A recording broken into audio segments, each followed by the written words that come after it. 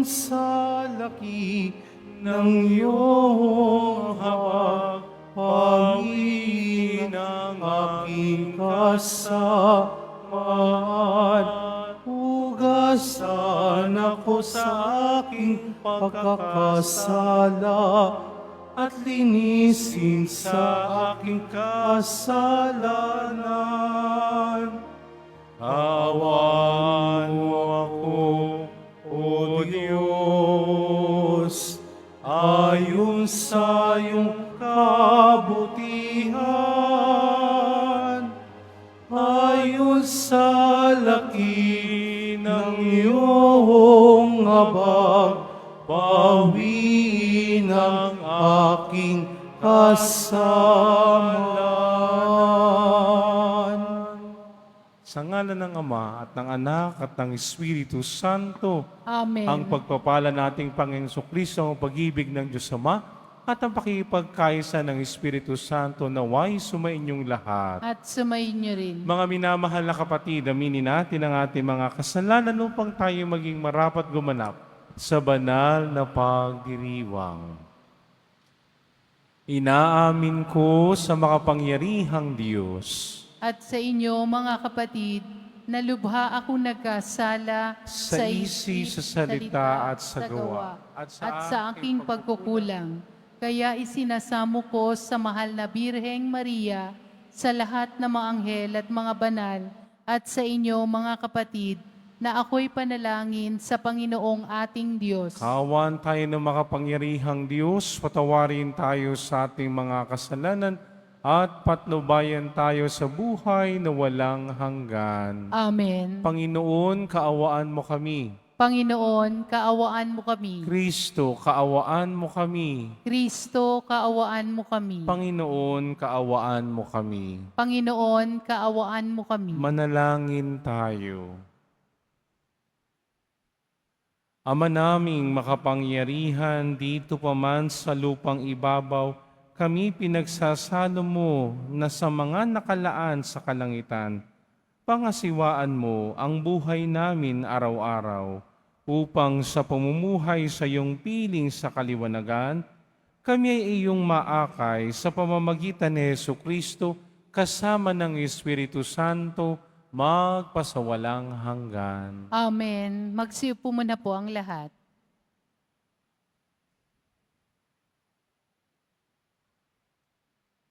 Pagbasa mula sa aklat ni Propeta Mikas. Patnubayan mo ang iyong bayan, Panginoon, ang bayan na iyong hinirang. Nag-iisa siya sa gitna ng matabang lupain. Bayaan mo silang manirahan sa magandang pastulan ng Basan at Galaad. Magpakita ka sa amin ng mga kababalaghang tulad noong ilabas mo sa Ehipto ang iyong bayan. Wala nang ibang Diyos na tulad mo. Pinatatawad mo ang mga kasalanan ng nalabi sa bayan mong hinirang. Hindi ka nagkikimkim ng galit. Sa halip ay pinadarama mo sa kanila ang tapat mong pagmamahal. Muli kang mahahabag sa amin. Lilimutin mo ang mga pagkakasala namin at ihahagis sa kalaliman ng dagat. Ipamamalas mo ang iyong katapatan sa Israel at ang walang maliw na pag-ibig sa angkan ni Abraham, gaya ng iyong ipinangako sa aming mga magulang mula pa ng unang panahon. Ang salita ng Diyos. Salamat sa Diyos. Ang ating mahabaging Diyos ay nagmamagandang loob. Ang ating mahabaging Diyos ay nagmamagandang loob. Panginooy papurihan, purihin mo kaluluwa. Ang pangalan niyang banal, purihin mo sa tuwina. Ikaw aking kaluluwa, ang Diyos ay papurihan, at huwag mong lilimutin yaong kanyang kabutihan. Ang ating mahabaging Diyos ay nagmamagandang loob. Ang lahat kong kasalanay, siya ang nagpapatawad. Ang anumang aking sakit, ginagamot niyang lahat. Sa bingit ng kamatayan ko ay nililigtas at pinagpapala ako sa pag-ibig niya at habag. Ang ating mahabaging Diyos ay nagmamagandang loob. Banayad nga kung magalit, kung hindi siya nagtatanim, yung taglay niyang galit hindi niya kinikimkim, kung siya ay magparusa, di katumbas ng pagsuway, di na tayo sinisingil sa nagawang kasalanan. Ang ating mahabaging Diyos ay nagmamagandang loob. Ang agwat ng lupa't langit, sukatin may hindi kaya. Gayon ang pag-ibig ng Diyos sa may takot sa Kanya. Ang silangan at kanluran, kung gaano ang distansya, gayong-gayon ang pagtingin sa sinumang nagkasala. Ang ating mahabaging Diyos ay nagmamagandang loob. Magsitayo po ang lahat.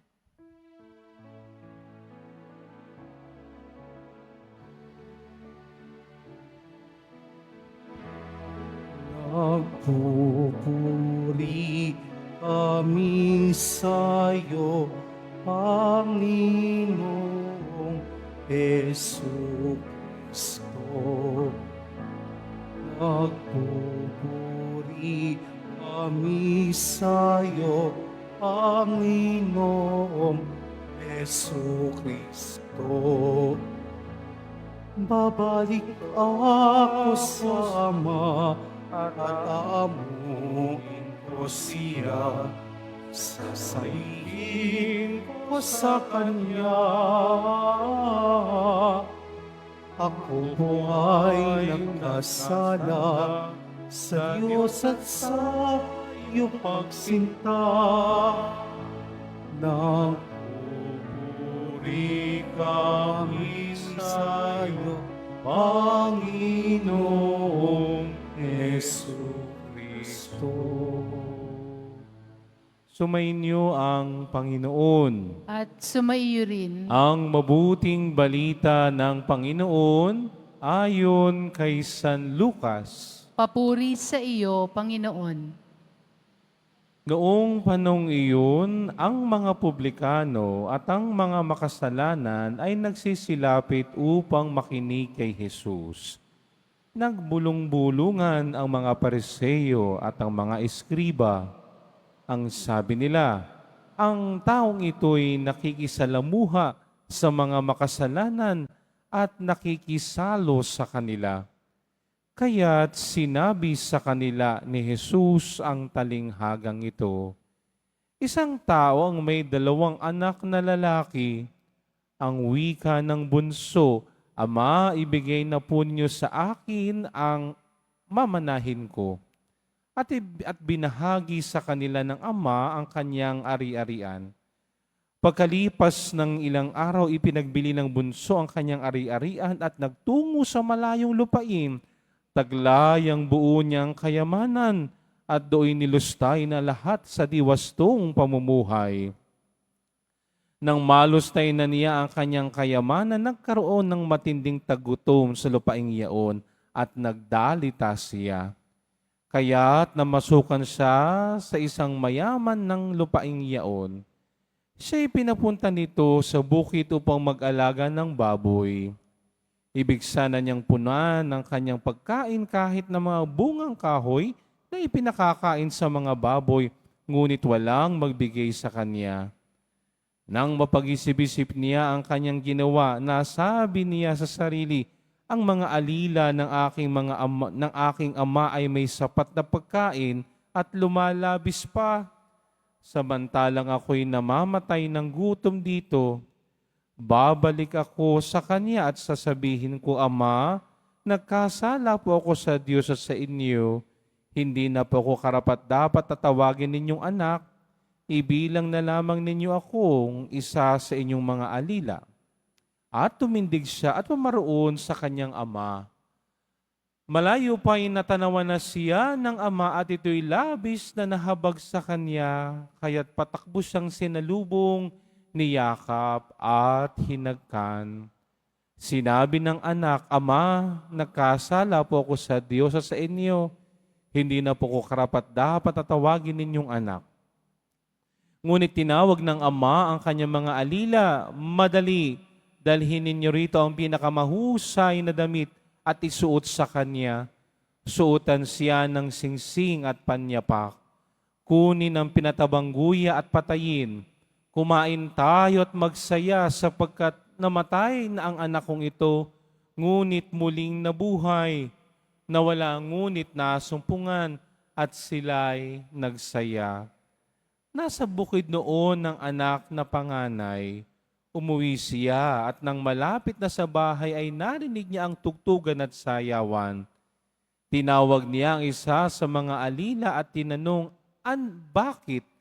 May ano sa atin? Dumating po ang inyong kapatid, tugon ng alila. Ipinapatay ng inyong ama ang pinatabang guya sapagkat nagbalik siyang buhay at walang sakit. Nagalit ang panganay at ayaw itong pumasok sa bahay. Kaya't lumabas ang kanyang ama at inamo-amo siya. Ngunit sinabi nito, pinaglingkuran ko po kayo sa loob ng maraming taon at kailan may hindi ko kayo sinuway. Ngunit ni minsay hindi ninyo ako binigyan ng kahit isang bisirong kambing para magkatuwaan kami ng aking mga kaibigan. Subalit nang dumating ang anak ninyong lumustay ng inyong kabuhayan sa masasamang babae, ipinagpatay pa ninyo ng pinatabang guya. Sumagot ang ama, anak, lagi kitang kapiling. Ang lahat ng ari-arian ko'y sa iyo, ngunit dapat tayong magsaya at magalak, sapagkat namatay na ang kapatid mo, ngunit muling nabuhay, nawala, ngunit nasumpungan. Ang mabuting balita ng Panginoon. Pinupuri ka namin, Panginoong Heso Kristo. Magsiupo muna po ang lahat. Magandang umaga po sa inyong lahat. Pakibati ang inyong katabi, mahal ka ng Diyos. Ayan. Tignan mo ang iyong katabi. Ayan. Tanungin mo ang iyong katabi, handa ka bang magmahal? Tanungin ninyo. Tayo kasing mga tao, kapag tayo ay minahal, susuklian din natin ng pagmamahal ang taong iyon. Tama ho ba? Subalit kapag yung taong iyon na minahal mo ay gumawa ng mali, iniiwan na natin kung minsan. At kapag nagkamali, anong gagawin? Pinapaalis na natin. Break na tayo. Yan. Hindi na nagkakaroon ng puwang para magkaroon ng pagbabago. Kung minsan ay tinatapos na ito. Subalit ang totoong sukat ng pagmamahal ay ang kapag nagkamali ang taong minahal mo, humingi ng tawad at nagbagong buhay at tinanggap ko uli, iyan ang tunay na pagmamahal. Ang ating mabuting balita ngayong umagang ito, ay kilala natin sa talinghaga o ang kwento ng alibughang anak. Subalit kung ating pagninilayan ng maigi, hindi ito umiikot lamang doon sa alibughang anak at hindi rin ito umiikot doon kay kuya na napakatapat, kundi ang pinakapuso ng ating kwento sa araw na ito ay walang iba kundi ang mahabagin at mapagmahal na ama. Ay biruin ninyo, itong ama ay may 2 anak. At itong si Bunso, ano ang sabi? Ama, ibigay mo na sa akin ang aking mamanahin. Aba, ay buhay pa kinukuha na ang mana. Aba, ay kung yan ay ibang tao, sasabihin siguro ng ama, ay tinama ka ng magaling, buhay pa ako, pinapatay mo na ako. Di ba? Subalit anong sabi ng walang sinabi ang mabuting balita? Bagkus ay sinabi, nung hiniling ng bunso ang kanyang mana, ibinigay ng tatay. Diba? No questions asked. Pero anong ginawa ni bunso? Ayun, nilustay. At nung maubos na ito't naranasan niya ang hirap, ngayon naintindihan niya ang kanyang ginawa. Nagkamali siya. Kaya anong sabi niya? Babalik ako sa aking ama.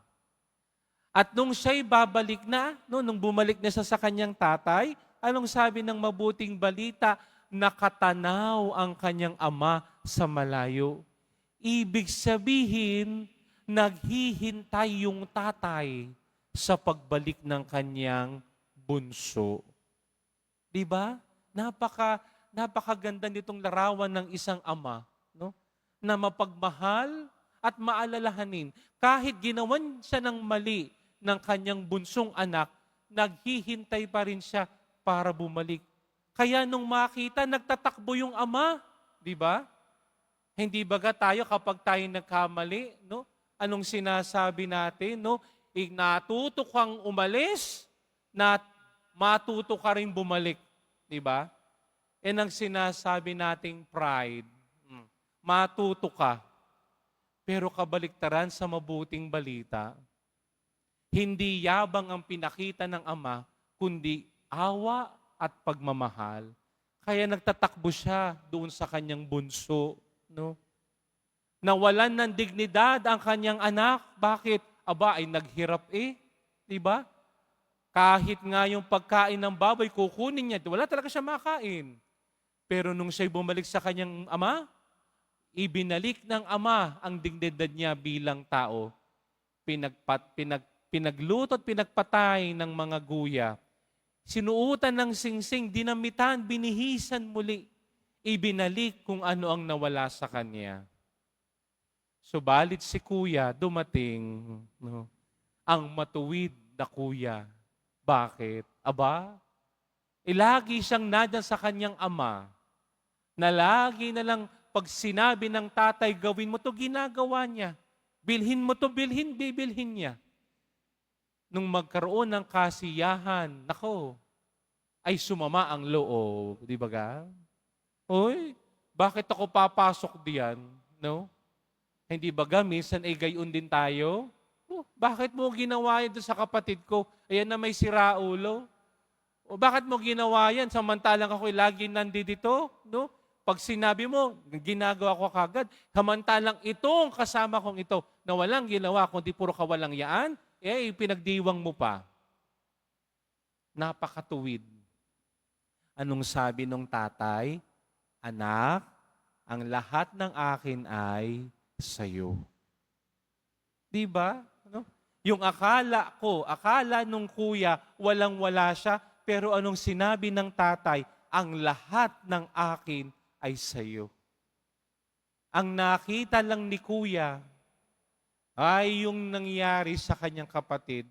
Ang nakita lang niya yung maling ginawa ng kanyang bunso, pero hindi niya nakita ang kabutihan, ang habag at pagmamahal ng kanyang ama.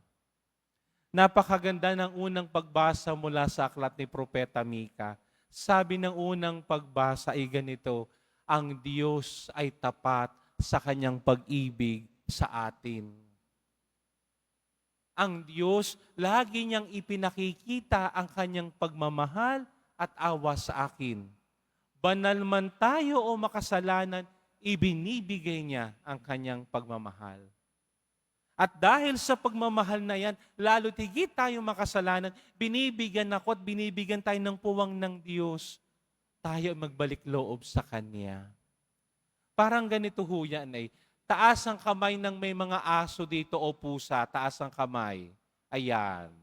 Ay hindi ho baga. Kapag inyong sinasaktan ng inyong mga alaga, o ito may pusa, o ito may aso, anong gagawin sa inyo? Abay, kakagating ka niyan. Hindi yan aamo sa iyo. Pero kapag yung alaga nating pusa o alaga nating aso, pinakitaan mo ng kagandahan, no? Inamo-amo mo, no? Lagi mo siyang binibigyan ng pagkain kapag nakakagawa ng tama, aamo yan sa'yo, at lagi kanyang ipagtatanggol. Ganyan ang nakikita kong larawan ng unang pagbasa. Ang Diyos, ibinibigay niya ang kanyang pagmamahal para ano? Hindi lang para amuin tayo, kundi para tignan ang sarili ko, tignan ang pamumuhay ko, tignan ang mga kasalanan ko, itakwil ang mga kasalanan ko, at ako ay bumalik sa Kanya. Kaya nga napakaganda ng salmong tugunan, ang ating mahabaging Diyos ay nagmamagandang loob. Biruin ninyo, sino ditong walang kasalanan, taas ang kamay? O, di bagay lahat ay may kasalanan. At ang sabi ng banal na kasulatan ay ganito, ang bunga ng kasalanan ay kamatayan. Tingnan mo yung katabi mo. Tingnan yung katabi nyo, tingnan yung katabi nyo. O, di ba buhay pa yan?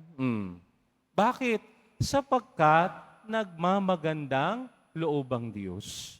Binibigyan ako at binibigyan tayo ng maraming pagkakataon para bumalik sa Kanya. Ang kamay ng Diyos ay laging handang magpatawad. Ang kamay ng Diyos ay hindi mabigat sa parusa. Ang gusto niyang mangyari sa pamamagitan ng Kanyang pagmamahal, sa pamamagitan ng Kanyang habag, ako at tayo ay babalik sa Kanya. At ito ang ipinakita sa ating mabuting balita, ang maahbagin at mapagmahal na Ama sa bunso at sa kuya. Yung kuya at yung bunso ay sumasalamin sa buhay ko at buhay natin. Minsan tayo ay si kuya. Bakit? Lagi tayong magaling, mabuti, tama at matuwid. Nasa sobrang taas ng tingin ko sa sarili ko at sa sarili natin, kapag nakakagawa ng mali ang iba, nagbibitaw agad tayo ng hatol. Hindi dapat ganyan, dapat doon ka. Hindi, dapat naparusahan ka. Kung minsan tayo din si bunso, pasaway, matigas ang ulo, no? Subalit, ako at tayo ay pinapaalalahanan ng mabuting balita. May Ama na laging naghihintay para tayo bumalik sa Kanya. Na mayroong Ama na nagsasabing kapag tayo ay matuwid, ang pamana ko ay lahat-lahat ibibigay ko sa iyo. Bakit baga tayo pumupunta dito sa simbahan ng Quiapo? Bakit tayo nagdidibusyon at namimintuho sa Jesus Nazareno? Simple lang. Bakit?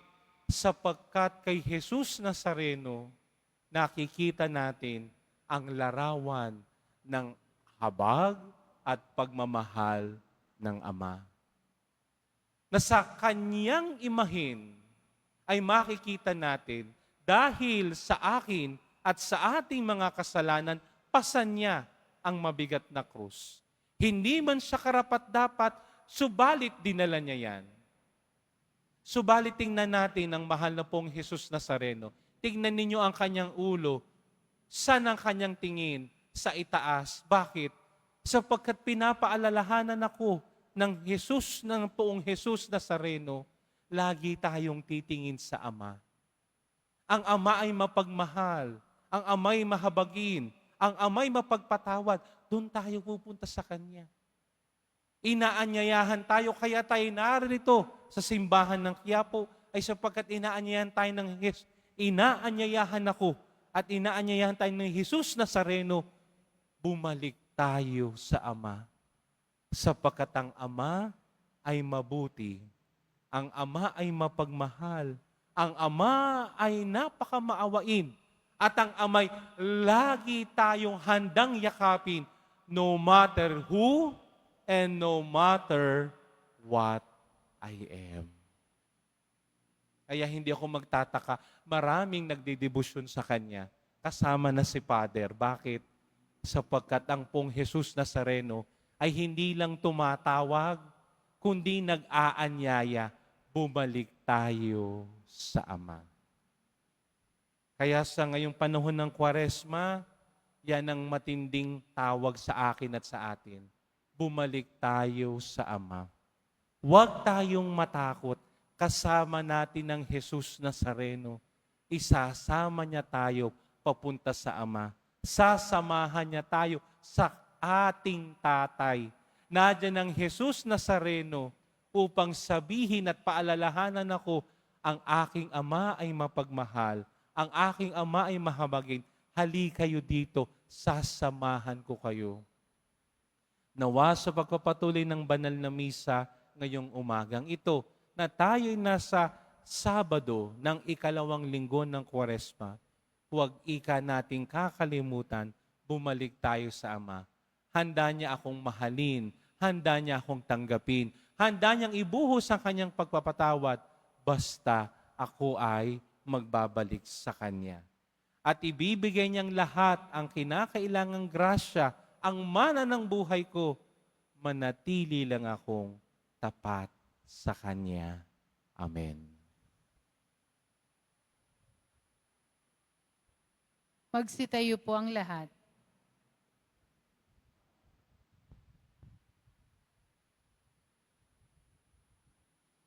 Minamahal kong mga kapatid, ang talinghaga ng waldas na anak ay nagpapahayag sa isang payak, subalit malalim na paraan ng katotohanan ng pagbabagong loob ang nagagawa ng pag-ibig at habag sa ating mundo.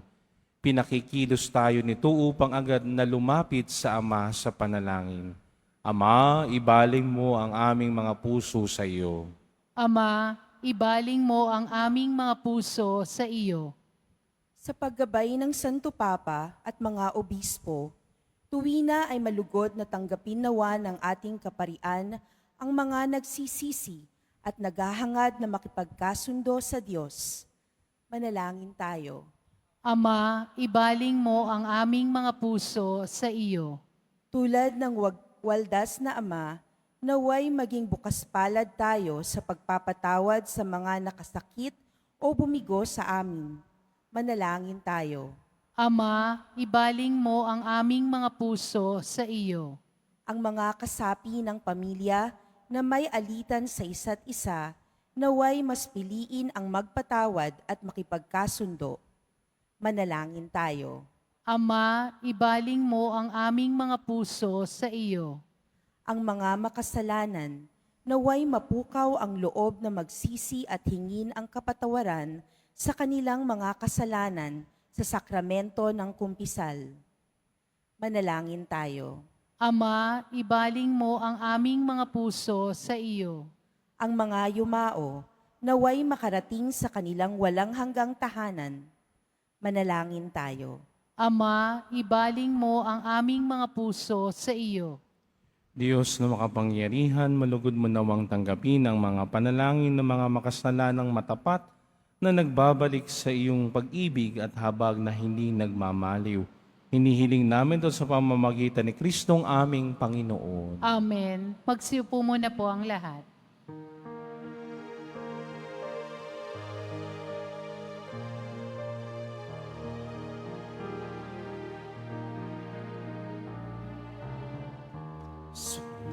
Sumasamo kami sa'yo,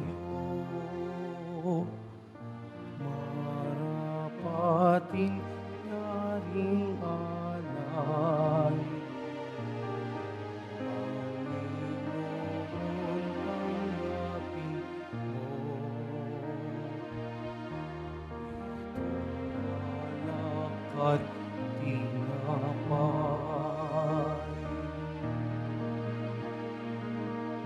Sa'yo pungon aming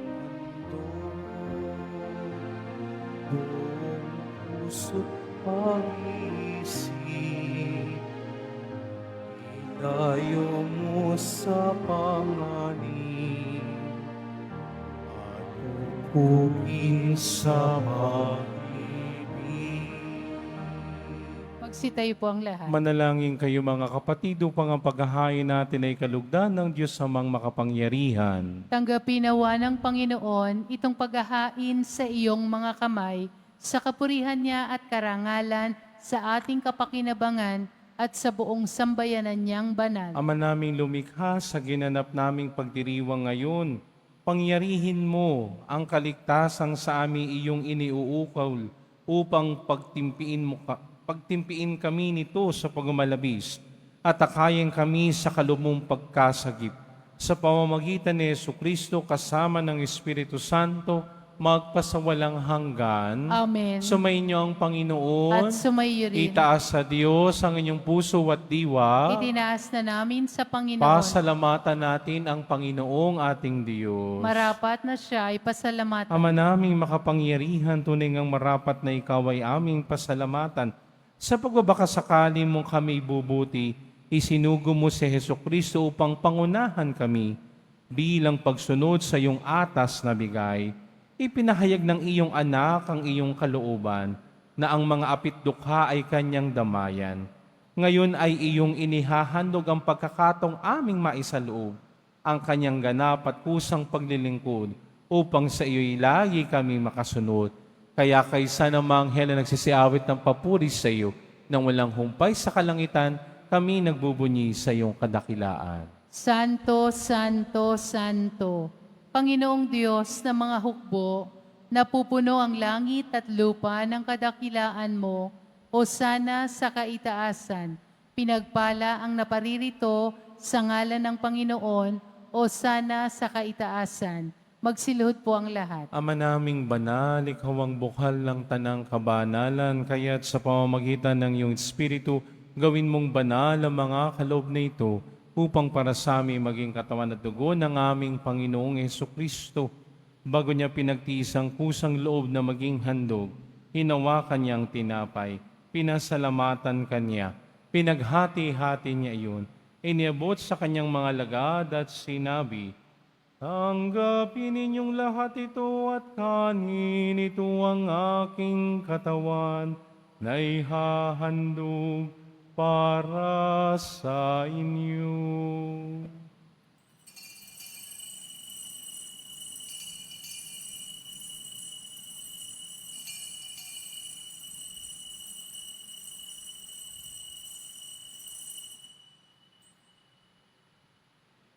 Gayun din naman, nung matapos ang hapunan, hinawakan niyang kalis, muli kanyang pinasalamatan. Iniabot niyang kalis sa kanyang mga lagad at sinabi, "Tanggapin ninyong lahat ito at inumin, ito ang kalis ng aking dugo, ng bago at walang hanggang tipan. Ang aking dugo na ibubuhos para sa inyo at para sa lahat, sa ikapagpapatawad ng mga kasalanan. Gawin niyo ito sa pag-alala sa akin."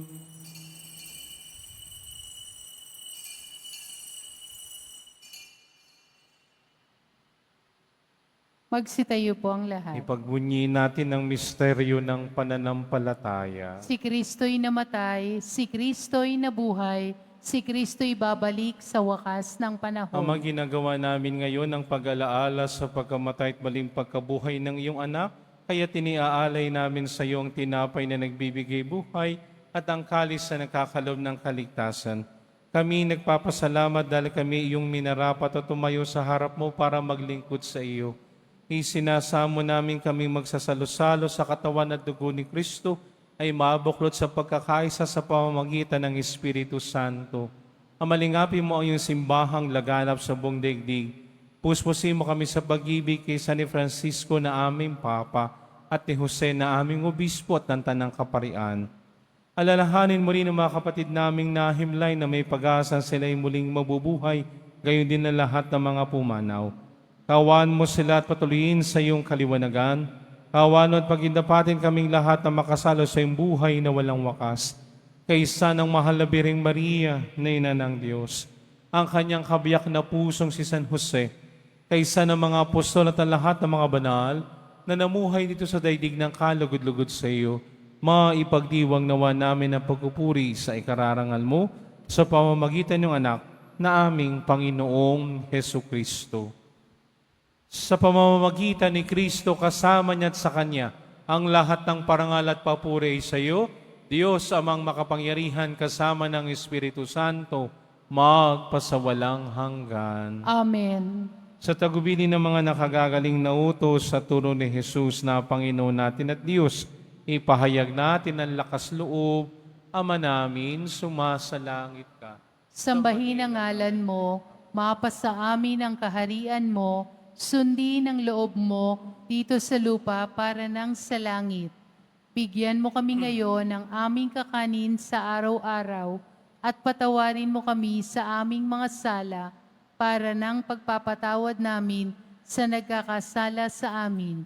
At huwag mo kaming ipahintulot sa tukso at iadya mo kami sa lahat ng masama. Hinihiling namin kami adya sa lahat ng masama, pagkalooban ng kapayapaan araw-araw, iligtas sa kasalanan at ilayo sa lahat ng kapahamakan, samantalang aming pinananabigan ng dakilang araw ng pagpapahayag ng tagapagligtas naming si Hesu Kristo. Sapagkat iyo ang kaharian at ang kapangyarihan at ang kapurihan magpakailanman. Amen. Panginoong Hesu Kristo, sinabi mo sa iyong mga apostol, kapayapaan ang iniiwan ko sa inyo, ang aking kapayapaan ang ibinibigay ko sa inyo.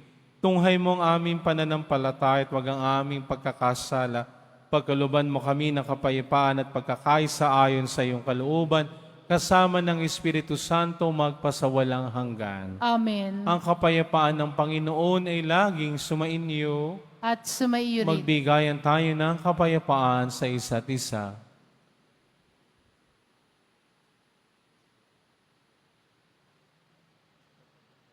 Kordero ng Diyos na nag-aalis ng mga kasalanan ng sanlibutan, maawa ka sa amin.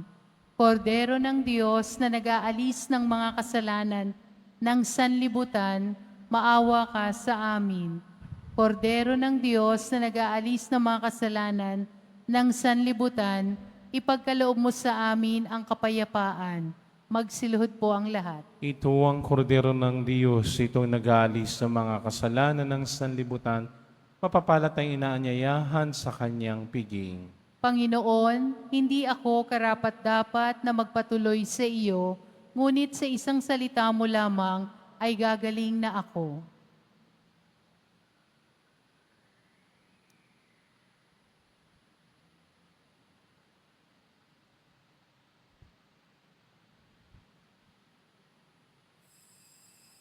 Para sa lahat ng tatanggap ng banal na komunyon, sasagot po tayo ng Amen. Pagkasabi ng pari o ng lay minister ng katawan ni Kristo, at isubo agad sa bibig bago umalis sa harapan ng pari o lay minister. Sumunod po tayo.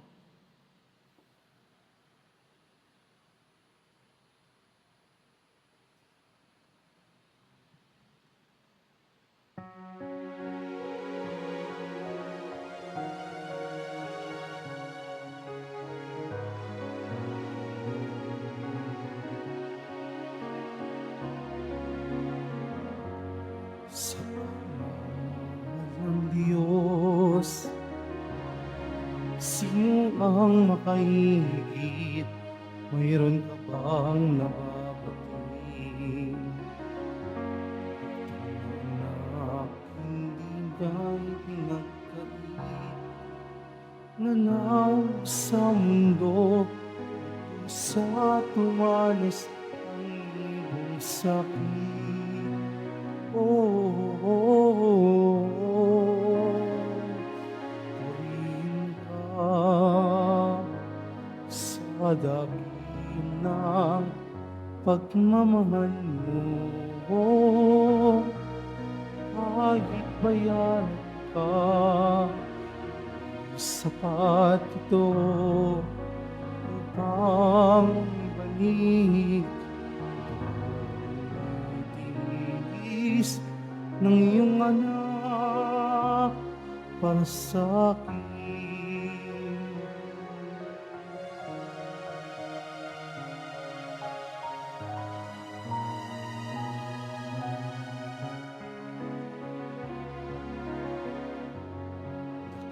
Dakilang Diyos kay buti mo sa isang tulad kong masuwayin sa nais mo. Di man pansin, laki ng pagmamahal mo. Tinanggap pa rin ako, natawad sa mga kasalanan ko. Oh, oh, oh, oh. Purihin ka sa dakila pagmamahal mo. Kahit bayaran ka, di sapat ito upang ibalik tiniis ng iyong anak para sa akin.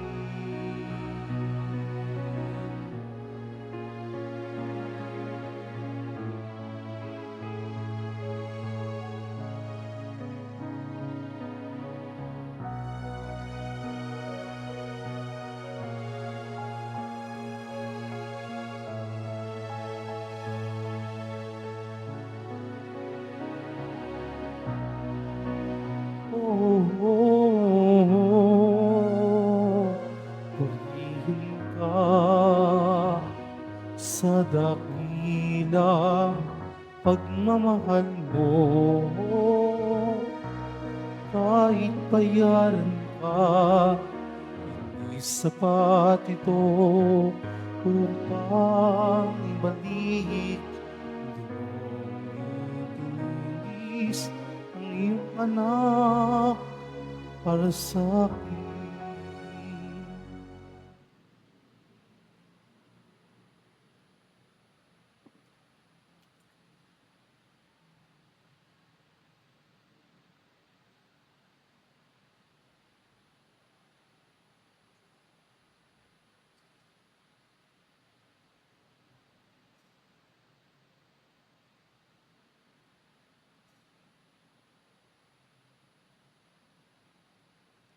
Announcement, inihahandog po ng programang Home Base Plus ang mga kwento ng himala ng Poong Jesus Nazareno. Ito po ay mga dokumentaryo sa mga buhay na binago ng ating Padre Jesus Nazareno. Mapapanood po ito bukas, Linggo, sa ganap na ika-6 ng umaga sa GMA 7.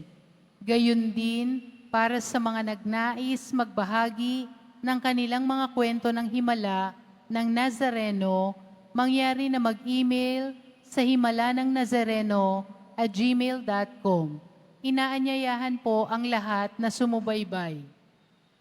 Pagkatapos ng misa, wiwisikan po ang lahat ng banal na tubig. Pinakikiusapan ng lahat na manatili lamang muna sa inyong mga lugar. Tanging sa Quezon Boulevard o sa Plaza San Juan lamang ang labasan ng lahat. Sumunod po tayo.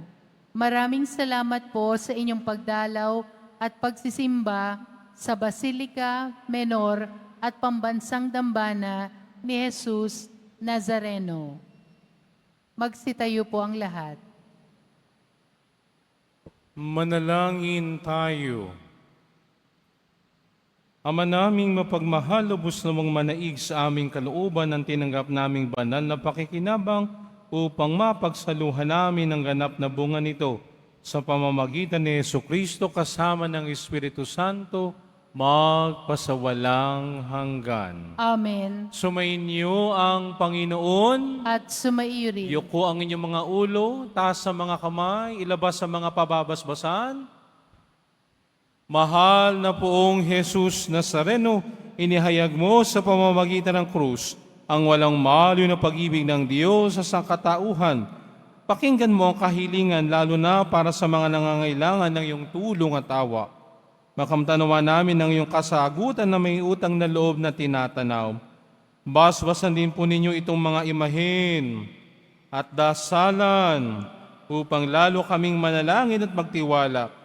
Sa pamamagitan ng bendisyon nito naway lalo kaming maging mapaglingkod, masunurin at tapat sa iyo na aming malwalhating Panginoon magpasawalang hanggan, Amen. at pagpalaing kayo ng makapangyarihang Diyos, Ama at Anak at Espiritu Santo. Amen. Pumayo kayong taglay ang kapayapaan ng Poong Jesus Nazareno. Salamat sa Diyos. Taas sa mga kamay habang inaawit ang awit sa Poong Jesus Nazareno.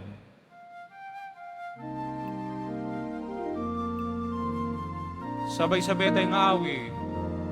Nuestro Padre Jesus Nazareno, sinasamba ka namin, pinipinto ka namin, aral mo ang aming buhay at kaligtasan. Nuestro Padre Jesus Nazareno, iligtas mo kami sa kasalanan. Ang krus mo pinamatayan ay sagisag ng aming kaligtasan. Nuestro Padre Jesus Nazareno, dinarangal ka namin. Nuestro Padre Jesus Nazareno, pinunwalhati ka namin. Nuestro Padre Jesus Nazareno, dinarangal ka namin. Nuestro Padre Jesus Nazareno,